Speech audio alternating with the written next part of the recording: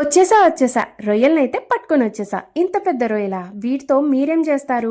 నేనైతే non veg lovers కోసము PRAN pickle చేద్దాం అనుకుంటున్నాను. మరి మీరేం చేస్తారో కింద కమెంట్స్లో చెప్పేయండి. ఇంకా బాగా క్లీన్ చేసిన ఈ పెద్ద ప్రాన్స్ని ఉప్పు పసుపు వేసి నీరు పోయే వరకు కూడా ఉడికించి సరిపడా నూనెలో ఈ రొయ్యల్ని వేసి దోరగా క్రిస్పీగా వేయించుకోవాలి. ఈ ప్రాన్స్ని ఇలా తింటే కేఎఫ్సి కూడా గుర్తురాదు మనకి. బట్ మనం తినకూడదు, ఎందుకంటే ప్రాన్ పికిల్ ప్రిపేర్ చేసుకోవాలి కనుక.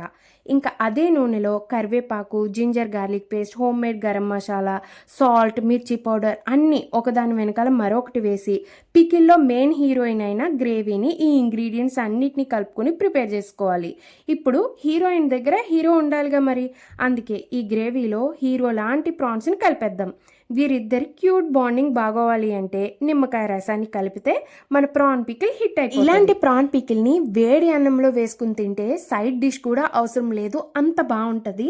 మీకు చేసుకోవడానికి టైం లేదా? అయితే ఈ పికిల్ మీకు కూడా వెంటనే కావాలి అనుకుంటే స్క్రీన్ మీద ఉన్న నెంబర్కి వాట్సాప్ చేసి ఇప్పుడే ఆర్డర్ చేసుకోండి.